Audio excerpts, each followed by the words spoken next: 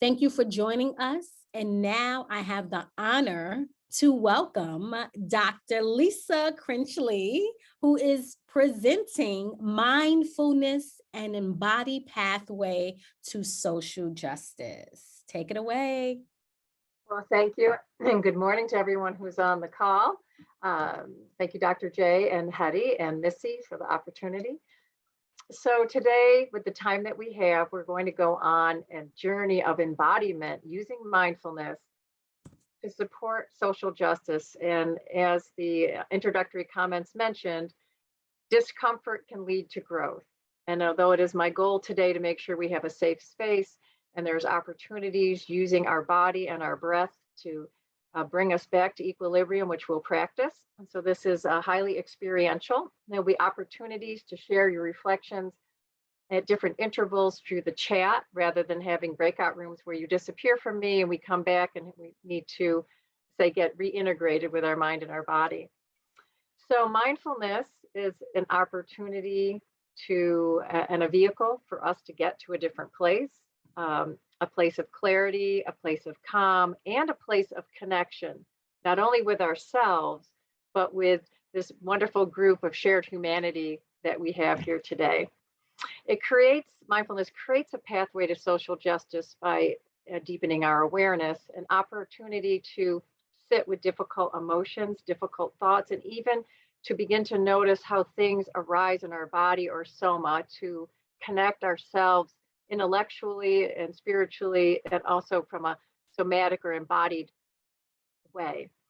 But before we go any further, we actually would like to invite you all to arrive, so that we arrive together and transition from wherever we were, whatever's going on in our lives. And we're going to take 5 deep breaths through a guided practice that will help our mind arrive, our body arrive, and connect the two together. So I only ask that you close your eyes so that you can begin to reduce the amount of input and to begin to focus your attention. So our first breath, let's take a deep breath and place your hand on your belly and see if your breath is rising from there or possibly through your shoulders. And we want to evoke a belly breath, because that sends a message to our body that we're safe and that there's nothing that we need to be concerned about but just being here. So for wherever you are, let's use our breath, deep breaths, calm, in and out, feel that belly rise. From wherever you are, let's arrive in our minds. Over time, we can get in touch with why we're here today, why we dedicated this time, our attention to be together, our reason for joining. And it's a time to connect with yourself, a piece of yourself that may grow and extend and expand today through our exercise and our inquiry about questions of identity and social justice. It's an opportunity to notice your breath and sense into where your breath is arriving. Do you feel it passing your nostrils? Do you feel it, your chest and belly expanding? Do you start to feel maybe a sense of relaxation washing over your body? So let's connect with ourselves and start to notice what's happening in your mind. If there's any thoughts passing through, try to consider them gently, like clouds passing or water gently passing through a stream, and let them come into your view and leave without attending, and try to sense if there's anything grabbing your attention, to just let it float by. A second part of connecting with ourselves today, as it looks like everyone is sitting, is to feel the weight of your body in your chair and feel that wonderful support of your spine. Sit back a little bit, get comfortable in your chair. Feel your feet on the floor connected to the earth underneath us, the support that we need for our work today. And start to feel relaxation and connection between the mind and body. And sense into your strength and your balance today, that you have what you need. Another deep breath.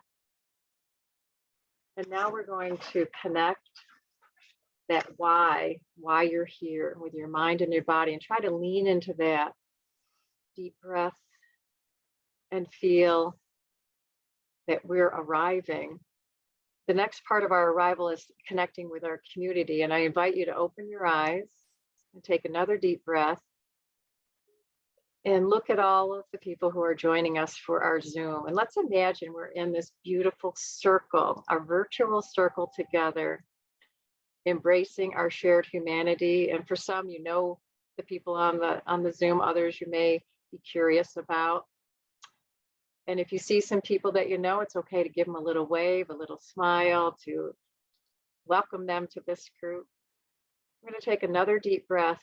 And this time I want you to sense into and to think about our shared humanity, the people who are here, but also the people in our lives that matter, the people we've seen in our community that we know may be suffering, the people in Rochester, in Buffalo, in other states that are having difficult times, and to extend this, if you can sense this kind of growing expansion of your awareness that we are part of an entire universe of humanity. And another breath, and then think about the seed of possibility that we're planting today for our own personal growth and our opportunity to advance social justice at the conclusion of our time together. So this is our first time to chat. I would love to see what people experienced as you went through this arriving practice, using your breath and connecting your mind and your body. What was it like for you? And then I'll share some as they start to sift through.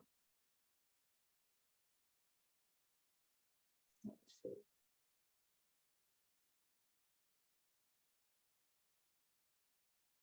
A word of grounding has come up. Centered, balanced, here. Any other comments? It was a little difficult for me at first. Just to make sure I was in the space, but then I had to make a choice. So it was very active. It is. Arriving as an active process, an intentional process around pushing away what calls for our attention and to enter. And it's a lovely way to transition from where you've been to where you want to be at any point. And this is a practice that you can use at any point when you feel that you need that balance and support and to fully be here. Grateful for the space. Yeah, thank you for sharing.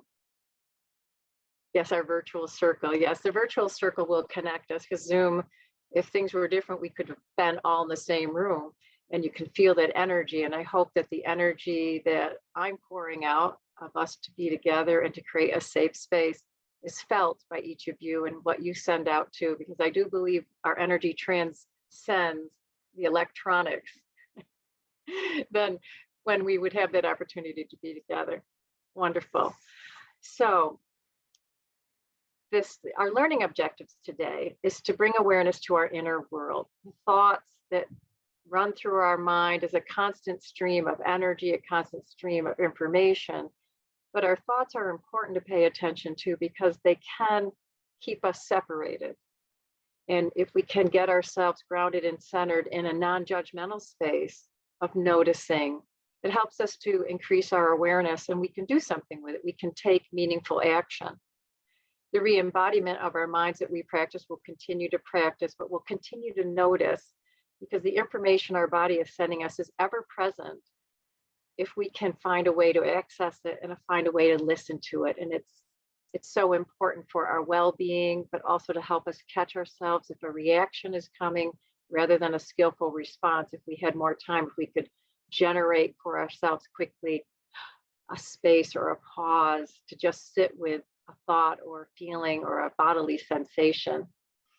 And then the third part of the day today is, as we are doing these practices, we're developing a capacity, a new set of tools and strategies to sit with our own suffering, our own thoughts that may be uncomfortable, and also the experiences that we observe from others on the news, in the community, in the newspaper, wherever we're getting this information, people we know, and even people that we may have inadvertently hurt or harmed by ignorance or maybe intention, that we carry around guilt and shame, that this opportunity to embrace, which we'll do later, is loving kindness and compassion we can extend to ourselves and we can extend to others.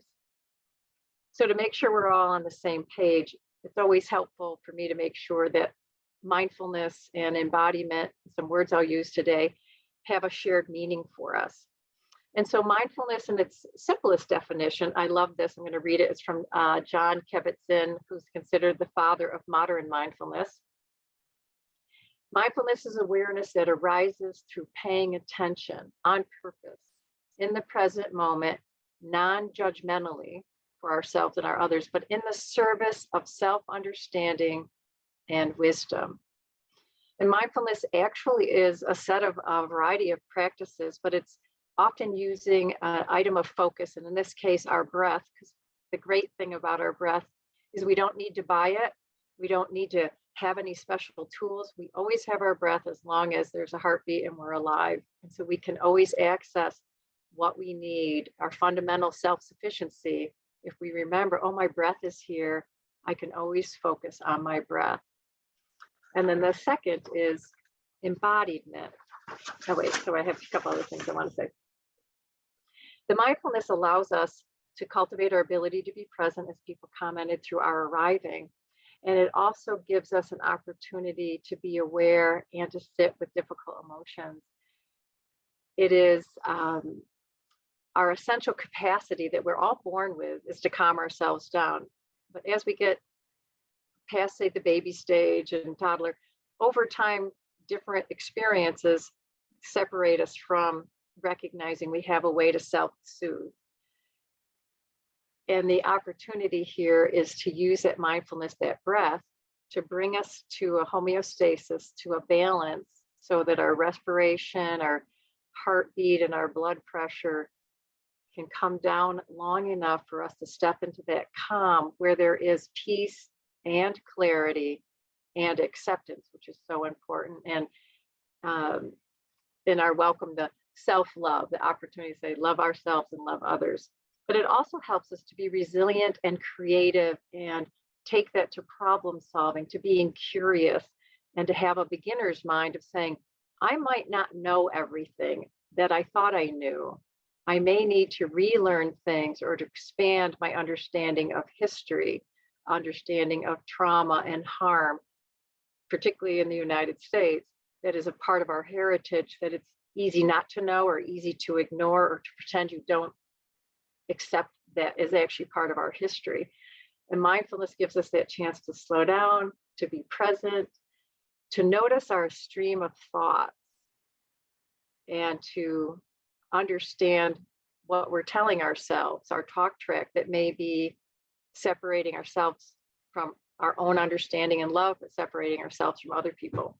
And when we get to know more about our, say, our mind, we have an opportunity to access the intelligence of our body, because we're accepting our mind first, and then let's get connected. So embodiment is, a fancy word for saying, gee, my mind, which is at the top of my body, could be connected to the rest of my body, and that I could be aware of it and use the combined intelligence as an instrument of good, instead of being over here and being over there and wondering why we don't feel whole, wondering why we might have illness and not well-being, and distrust, or even mild forms of depression because we're not integrated. And over time, our body can become a vessel of a lot of ill health and trauma unless we're willing to take a look at it as a kind of our own doctor and to connect. So with diversity, equity, inclusion, and social justice, we're really at this significant inflection point, and we need tools and strategies so that we can work through our own inner work of understanding where we fit in, but also to reach out and to create safe spaces for everyone to be included and to be valued, and to arrive in our community in a way that will advance social justice and advance our work, even when we just start with ourselves, which is big work to begin with, and then to engage in opportunities to share your experiences and to bring other people along on the journey. So to create the space for social justice, which I think most people in the room, I have a sense, have an understanding of this innately, is to be open to learning something different, to challenging ideas and thoughts that you have and those of others, and to start to listen for gaps in the understanding to heal ourselves. So are you ready to go forward? So the first practice that we're going to do is called loving kindness. And we do loving kindness at this point after we've done some breathing to kind of evoke a sense and intentionality about love and kindness for ourselves and others. It's opening our heart to feelings, to being vulnerable, but also to well-wishing other people. So the first thing I'd like you to think about, and if it's helpful to close your eyes to do this, be my guest, is to think about a person that has made you feel absolutely loved, absolutely accepted, absolutely cared for, that you know that you matter to them no matter what you do or say, that you have complete unconditional love and support from this person. And think about them, imagine their face, imagine how they show that love for you, imagine experiences that you have had. Let's go a little further and sense into in your body, what does that feel like when you think of them? Maybe you feel a warmth in your body or a softening of your shoulders, a sense of being embraced. You might even imagine that this love that this person shows you is a light expanding from your chest, reaching out to them in an embrace. So let's take a few deep breaths and place your hand on your heart so that you can sense into that love. And I'm going to share some words that you can internalize, and then we'll say them together. So this is meant for you, and then you can put the word I in it. It says, may you be happy. May you be at ease. May you be free of suffering. And now we can change it and say it for ourselves. May I be happy. May I be at ease. May I be free from suffering. Now imagine moments when you needed a loving response, when you directly experienced your face difficulties, social injustices. And I want you to extend this wish of loving support and healing to our community here. And say, may you all be happy. May you all be at ease. May you be free from suffering. And then in this collective experience, and this one is the more difficult one, is to see and get in touch with this experience or a sense of feelings where you have experienced harm or trauma or misunderstanding, something that has occurred because someone hasn't seen you, like the loving person we first described. And to see if you can find an opportunity within yourselves to extend that same wish for happiness, ease, and suffering to people in our lives that maybe at the time we felt didn't deserve it, but they're experiencing pain and suffering because that's what they're giving out to other people. And we're going to extend a may you be happy, may you be at ease, may you be free of suffering. When we extend these wishes to other people, we create an opening for us to see even the people who have not treated us the way we deserved, to see them as part of humanity on their own journey of becoming a better version of themselves, and that they need support and love too, even though they may not behave in ways that would garner our interest to do that for them. We'll take one last deep breath, and then we'll share in the chat any reflections of doing this experience. So I'm curious, what was it like for you to feel love, extend and extend and extend these wishes to other people?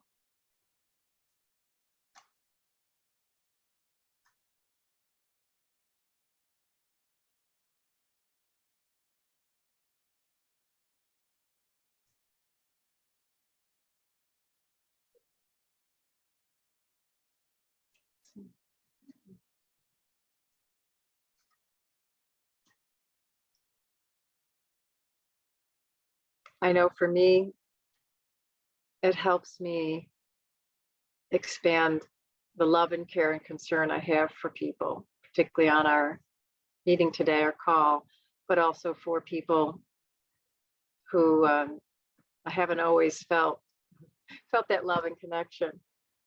So it's more like a community to send the energy out, and that energy can help bring people into community in a way that can bring our shared understanding to a new level, but also an opportunity to create important and collective dialogue that will help move us along. And so this practice helps us, oh, hopeful. I love that. That's wonderful.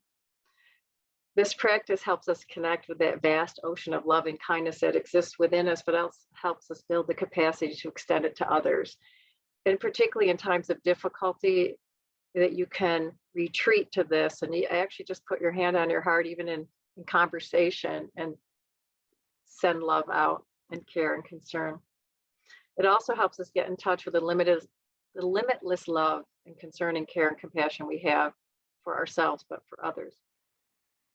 So now we're going to go a little deeper in our work. We have a couple practices at any time as we go further that you start to feel a level of discomfort. I encourage you to see if by breathing and closing your eyes, maybe taking if you have to go off camera, to practice self-care, but also to give yourself a little challenge to stay in it a little longer, to see what your body is telling you, see what your thoughts are telling you, your emotions, your feelings.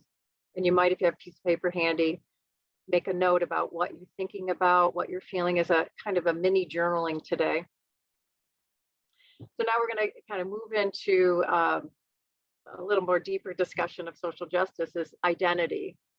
So identity is an interesting term. It's how we maybe think about ourselves, think about others, but identity is often socially constructed and can be constructed in ways that we have little sense of how we got there. How did this identity that I present mean this? And identities can be forged by us, but also foisted on us by other people with their opinions and thoughts, but also by practices, by laws, by society that are harmful and burdensome. Identities come with them associated values, and a value of importance, of dignity, and also the idea that some people regard themselves as above others, this hierarchy of who do I pay attention to, who's in my circle. And these identities kind of determine our position in the world. And in a world that you'd say, this isn't the way I want to be seen, this isn't the way I should be regarded. And we may feel we have less power or agency to make a change of that, because not everyone understands that identities are socially constructed, generally by the people in power, to have another group of people powerless or have less power or less access. And as we go through, we're going to look at our lenses today, what we think about, what we value. But I'm encouraging you to look at, say, unexamined opinions, unexamined things that you believe that that are based in fact, which may need more information around them. An opportunity about learned biases, even our narrative or other narratives. And this is our opportunity, which is a journey into understanding ourselves. And to also, with our breath as an anchor, the opportunity to calm ourselves is to kind of disentangle habitual responses or even thought patterns that may emerge as we do this work together. And I would like you to notice the quality of your thoughts, the quality of your feelings, and the body sensations without judgment, more like, oh, how interesting, I had that thought. Or, gee, I didn't notice, but my stomach is starting to feel fluttery or tight, or I'm noticing my shoulders have all of a sudden gotten really close to my ears instead of relaxed down, or I feel a tingling energy or nervousness growing. Is to notice it and to see what it's associated with, to see what thoughts may be arising that are creating the bodily sensations, because we often think the thoughts arrive first and the body responds, but that's not exactly how it happens. The body is so intuitive. It responds first and influences our thoughts and influences our feelings and our moods. And so the connection, the embodiment is so important to bring us together. So as we do this, oh, and also pay attention to temperature. Interesting, you might feel warmer or colder, or a part of your body might start to be cold or warm, and it's telling us something. And gentle movement, I talked about the break of self-care. Movement may also help. So we were treated before we started our session today of movement. So you may find that contracting and releasing body parts, hands or feet, or lifting your legs, or swiveling in your chair, something. But feel free to stand up too, whatever you may need to release energy, because energy may build. So what I'm going to do is to pose a couple of questions for us to quietly reflect, and then we'll have an opportunity to share how the question landed and what thoughts and what you experienced in that connection of the embodiment. So the first question, and take your time with this, is, what identities do I claim for myself? When you think about that, gender, sexuality, ethnicity, race, class, we can go, but we're a combination, a collection of identities. And what identities do you claim for yourself? And then I'll go on in a moment.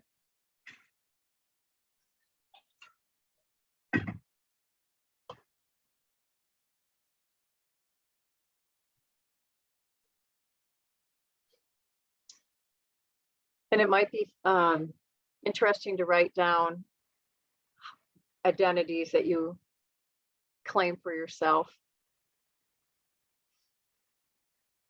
And as we go a little further with the identities we claim for ourselves, this next question invites us to go deeper and to say, what has society reinforced about your claimed identities?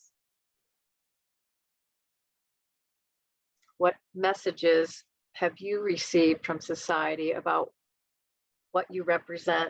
And it can be a whole variety of things.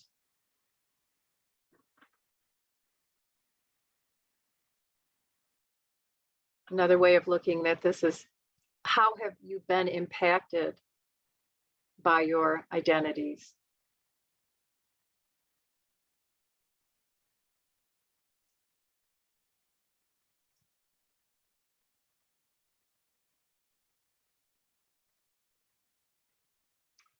And is all of you, this collective identity, is all of you welcomed?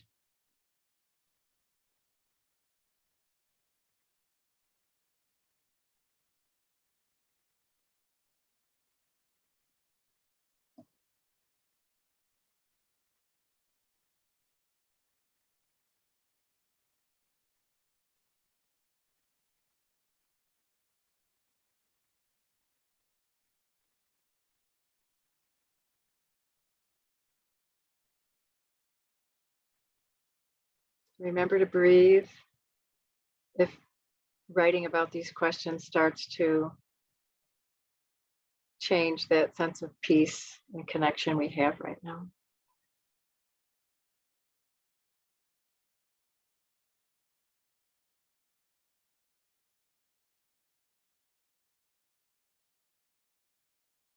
And now I invite you to take a look at our beautiful community here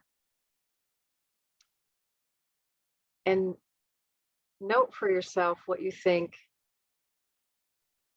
the identity of being of a different race and ethnicity and sexuality and other identities that you may not claim for yourself. How do you think being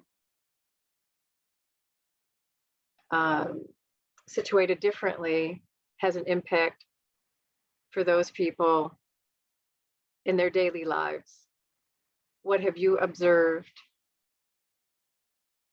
And when we'll go into privileges, what privileges, access or not, have you learned with your friendships and business relationships about how experiences for other people are different than your own? What have you witnessed?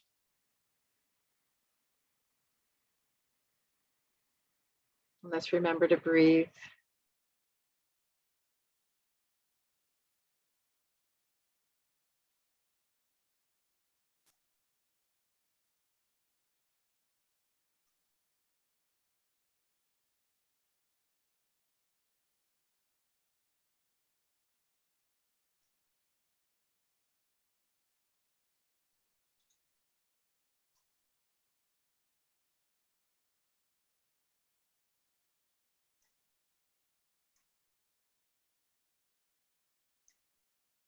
So this is an opportunity, rather than through the chat, because we have a nice intimate sized group, is if people are feeling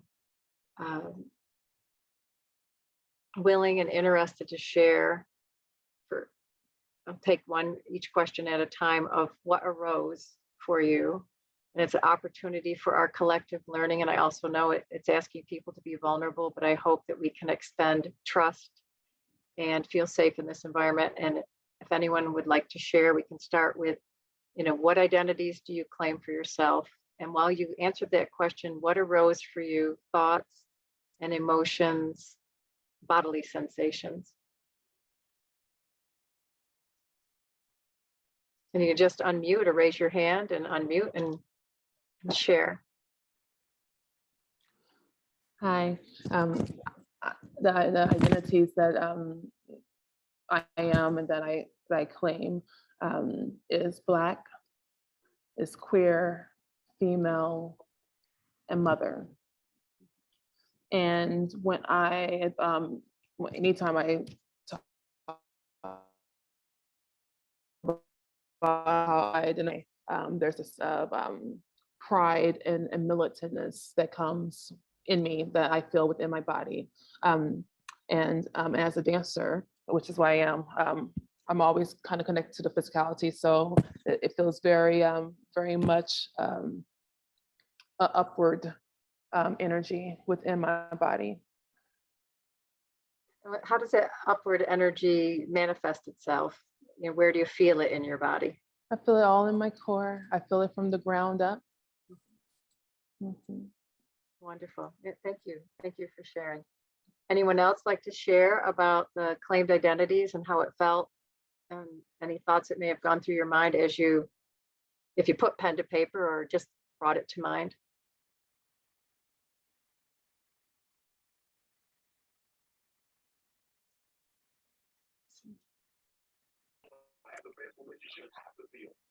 Oh, hi, Reginald. Oh, did I miss somebody else unmute?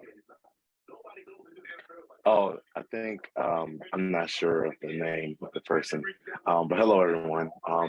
So the identities that I wrote down are believer in Christ, Black man, intellectual, and musical artist. And I feel empowered and proud when I share these identities with people. I guess I feel the sensations and kind of in my posture.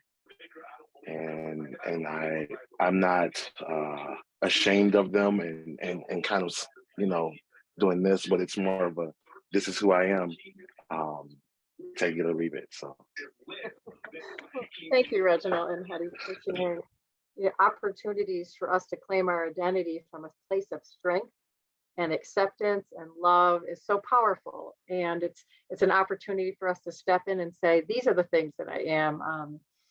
If someone else wants to share, then if not, yes. Yeah, sure. just now I write a little bit about these questions. I claim my identity is Asian female and doctoral student now. Maybe in the future as a researcher, educator in the higher education, and as well as the creator in my life. And Buddhism. So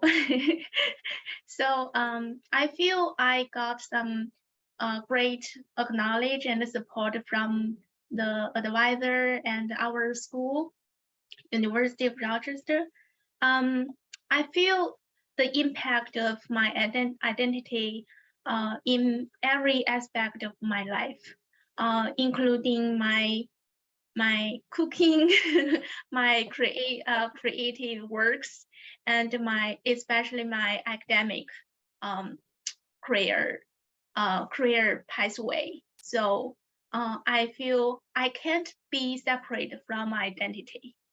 So yeah, so it's in my blood, in my mind, and it's my behavior, my action. I do everything because it's in your thoughts, it's in your brain. So you are your identity. So I do everything combined with this kind of identity.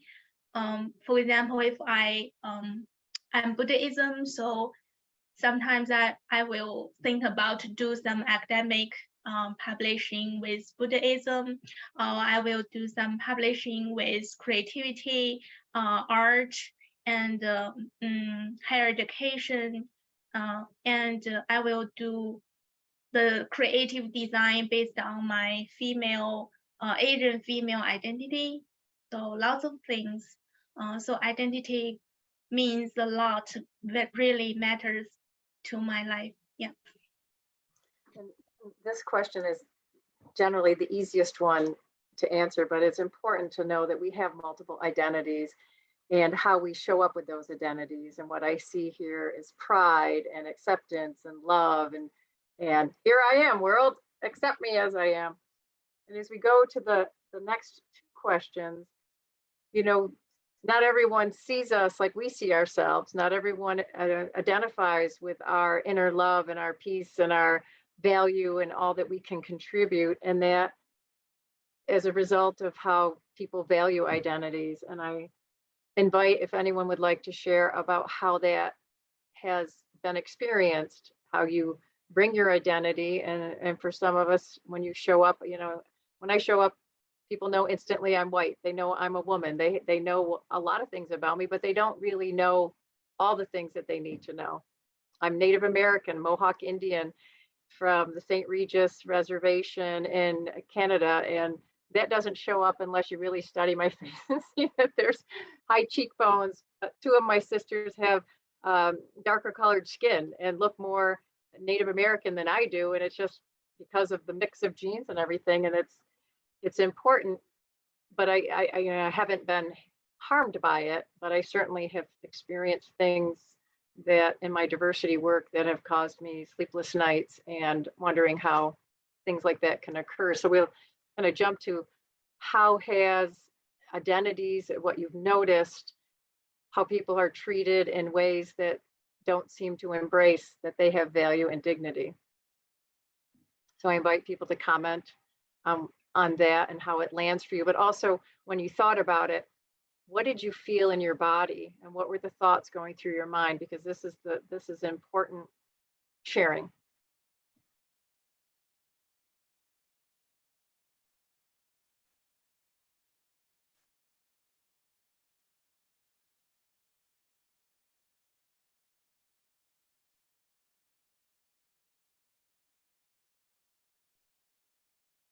I was just waiting to see if anyone else wanted to go first. It's always, you know, it's always interesting. Reading chats. Well, let me first say what I'm a person that's usually facilitating diversity and equity situations and through movement. And so it's really always a beneficial thing to be a part of it. And so as a participant, you can see that I'm Black, you can see that I'm female, you can't see that I'm queer. I think society, we have different societies that we have to deal with every single day. We have our chosen society, and then we have these outward, almost like rings of society, you know? And so, and within that, that's diverse as well, right? So within my society, within my work and my art society, I feel seen because I've put myself in positions that I am always talking, creating, as the speaker before me said, is part of that. My identity kind of shows up everywhere. I do feel that I have to be a little bit louder, or not just louder, I have to express and communicate about my queerness, because now that I, in a very visual, heterosexual, norm looking relationship, and I have a child, and I live in the suburbs out the city, then I fit into this box. And so that makes me feel physically sick. It makes me feel like I am underwater at times. And sometimes I blurt things out, or sometimes I'm wearing it on my shirt, because I, coming from a very LGBTQ plus kind of society, and then, moving where I am now, I didn't realize how important it was, or how many conversations that are around me that feels distant to what I know. Then we talk about the larger society.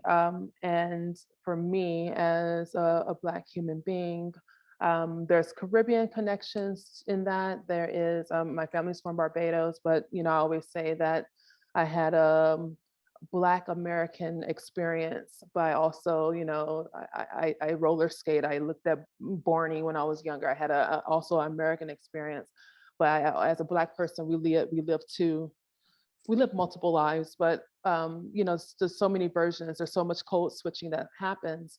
I think society continues to tell me that they are figuring it out, that they are trying to make some kind of understanding what I represent, my culture, but shows me difference. Like I hear, it's like abusive relationships sometimes. I hear that I care. I hear that you're important, but I feel that I'm experiencing quite the opposite sometimes. So that's the juxtaposition I feel that Black Americans, and I'm sorry if I'm paraphrasing, I know we're not a monolith, but especially for me, living in this world is always a juxtaposition. So that's what I feel. I could go on all day. So next. Hetty, thank you for trusting our group, and thank you for sharing and being vulnerable. It's heart touching. It also, there's some words that you shared, like code switching and living multiple lives, like an abusive relationship, but also acceptance, and then the having to be different people in different settings depending on the acceptance and the support or lack thereof. And you have to imagine the amount of energy it takes to do that. And it's hard work. And you think, why is it necessary? Why can't we all just show up and be curious and say, tell me about yourself and tell me about your background. I want to share and learn and to figure out how to coexist in a way that celebrates our wonderful differences and our wonderful skills, and do it in a way that values and dignifies each person that comes into our lives. But we're not there. We have a lot of work to do, and conversations like this honestly help people become more aware that their life is different, and how can we see the commonalities and also understand where there are pain points, and what can we do to show up differently so that we create an inclusive environment in our conversations, in our activities, and in our curiosity. Before we move on, did anyone else want to share or comment? Are we good? Okay. Well, I put my comment in the chat. The chat isn't showing me anything. Oh, okay. So Good to I know. apologize. That's okay. There hasn't been anything in the chat since the beginning. So when I keep waiting and people might be chatting, okay, nothing is showing up for me. So I apologize. No, it's okay. It's okay. I'm glad I know that. So I just put people are not helpful. So when you was just saying, like, how do you experience your identity?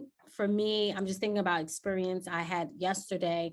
I find that people are not helpful. So I get like this stomach ache. And I always think, wow, what if I look different? Would that have been the response? Wow, if I was a man, would that have been a response? I'm always thinking between gender, always, sometimes race. And then I will look up like I'm doing now, like in confusion, and then I have to take a deep breath because I'm like, you know what? It's them, it's not me. Because whenever people react, it's usually their ish and not yours, right? So my education taught me that. So I could just take a deep breath and be like, okay, how do I want to respond? Do I want to be crazy or do I just want to be educated? Who started it first? Was it them or my response, right? Because a lot of times people think it started when you responded, but it really didn't. It started when you started, or meaning the other person, right? Yeah, Like right. you said, it shows up in your body first, and then your mind is like, you're trying to figure out what the mind is going to say or how the mind is figuring out the response to the body. So I just wanted to share that. Thank you. Oh, yeah, thank you. Thank you. You know, the body is so intelligent, and this is part of the work today is to get us in touch with the body. And clearly in 1 hour, we can't get as far as I would love to get. But maybe there's an opportunity to do more of this, you know, later. And if there's any other chats that people have put in that they want to have opportunity, I apologize. So now this one came through, but a second one, but nothing was coming through for the longest time. Yay, stuff is coming through now. I'm so happy. Hard to facilitate when the chat's not working. Sorry, guys. And so I know there's lots of stories that haven't been told yet, but you know, there is, we take this pause, you know, Dr. J talked about, hey, I take a breath, I look away, buy myself a little time and kind of, you know, how do I want to be in this moment, even if the person deserves a good tongue lashing? I mean, is it going to benefit as we go longer, farther? And so there's an opportunity like to pause for human kindness. And I love this. And I'll read it to you and just say, this is a moment of suffering when we have had those experiences, whether to ourselves or been witness to it. And suffering is a part of life. And I may experience moments of discomfort today as I gather in our community of healing. And such moments are common in a world shaped by inequities, racism, sexism, classism, and other isms, and the social injustices. And I deserve kindness and support in this moment. I extend kindness and support to our healing community, and I even extend these to the people who may not know better and the people who do know better and do it anyway. And those are the hardest ones. But when we allow ourselves not to be victimized and take our agency about what we can control, we can allow people to hurt us or not hurt us, and that is our opportunity. And we can also decide if we want to try to educate and say, what you just said didn't land for me. This is how I'm feeling as a result of this. That may not have been your intention, but I want you to know that this may also land for other people this way too. And it's something for you to think about. And as hard as it is to do, it's helpful to stand up for yourself in situations where you feel that there won't be a DEFCON 5 outcome, right? You got to pick your battles. And, you know, mindfulness allows us, as Dr. J talked about, to have that gap, that opportunity to see what's going on and to understand our reaction to it and to figure out what we need, self-care, but also our opportunity to sit with it and to maybe draw agency and courage. And so as we go a little bit deeper in the time we have, because we have a little bit of time, it's to kind of challenge us to go a little further.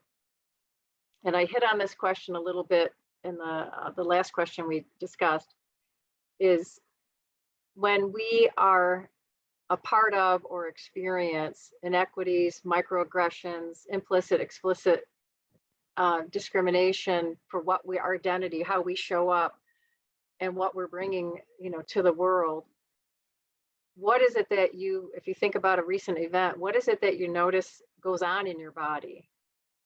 And this one, instead of the chat, we can just talk if people are willing to. I'll share first. I know for me that when I witness it, it's all I can do not to say something. and to try to figure out and take that breath so that I can be effective. But I carry this pain in my heart and my body feels heavy. Like it's hard to lift my feet if I was walking. I feel like I just want to collapse. But I realize I actually have a spine and my legs will keep me upright. But the kind of pain that I feel is so visceral that it's hard. Like I got emotional before the session started. Like it's hard to keep the tears back because it's against humanity. It's against my brothers and my sisters. It's not right. And what can I do about it is to talk about it and to have tools that I can share. But I feel it in my chest and my throat tightens and my stomach goes completely flip-flop. And I feel like, good thing I didn't just eat because I might need to get rid of it.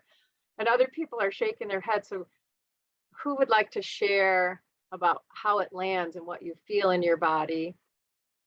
And kind of our opportunities to just be with this difficulty and know we are enough and we have enough in ourselves and in our healing community today.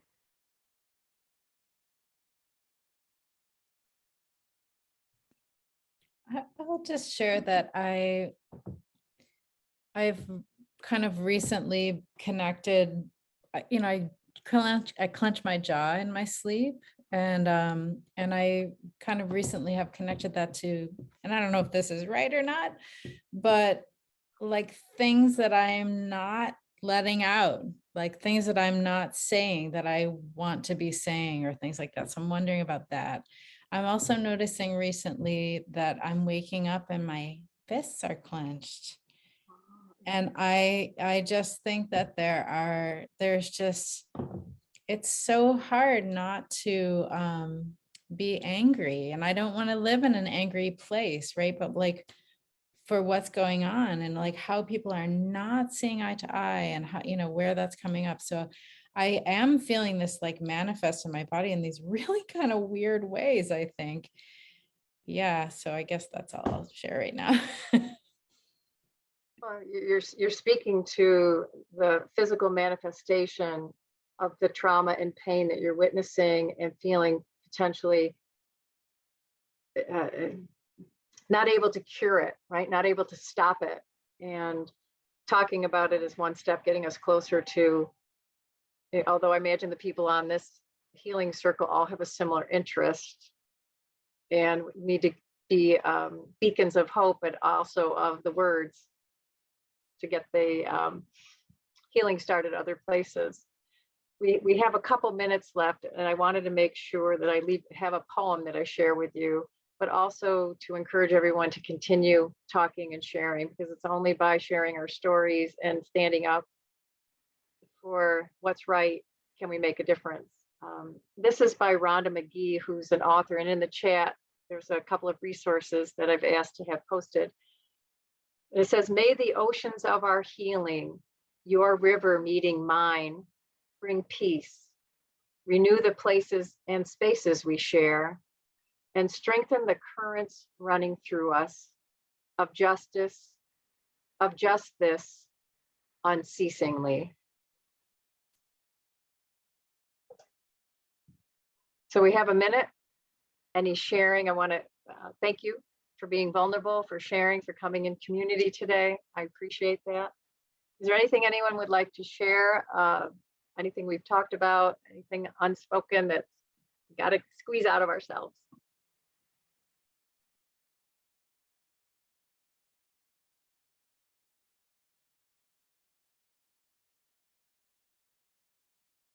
I guess we could all unmute and say, how did this session land for you? Any kind of reaction? And I'm not looking for like compliments or things like that. We're looking for, honest comments. Did we achieve our goals?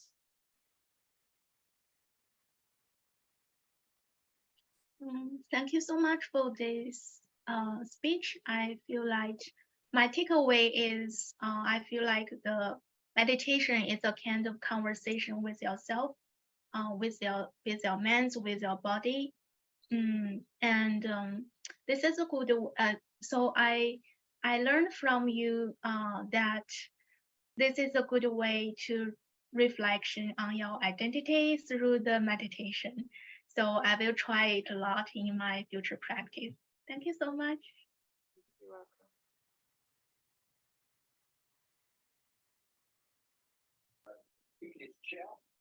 Thank you as well. It was helpful for me with just self-reflection and just kind of processing things a little differently. And yeah, thank you. If it's Meditation. okay. Oh, sorry, Oh, go ahead. Lisa. I was going to say, if it's okay in the chat, I was going to read the comments aloud. Is that all right? Oh, yeah, perfectly. Yeah. So Trey said it was great to analyze my own identity and how it presents to others. Susan, grateful for the thoughtful leading today, Lisa. Jeanette, to learn to listen with my mind and my body to others so they can be heard. Thank you. Oh, thank you. Reflection. I got busy doing something in the chat. Had a lot of like, oh, wait a second. Mhm. No, I appreciate it. And this is just the beginning. There was more that I had prepared, a couple more exercises to continue to ground and center and keep us knowing that we have this inner self-sufficiency that we can always access through our breath and our body. And if we listen, pay attention, it will help us to feel whole, but also help us through difficult times, because I wish I could wave a magic wand and say they're going away, but they're not. But we have opportunity to breathe through them and to make a difference in our own lives and healing and well-being, but also for others. So thank you for the opportunity. I appreciate it. Thank you. A beautiful way to start this whole day. And yes, it could have been double the time. I think, in these things, it always feels very much, it's not about not having enough content. It's, being able to sit with the thoughts is important. So it was a beautiful overview and of like connecting both mind, body, and soul. Thank you. So Thank you we're out for, of time, aren't we? yes. I was just about to transition. Yes, thank you all for your contributions. Thank you for showing up today for our first cluster. We are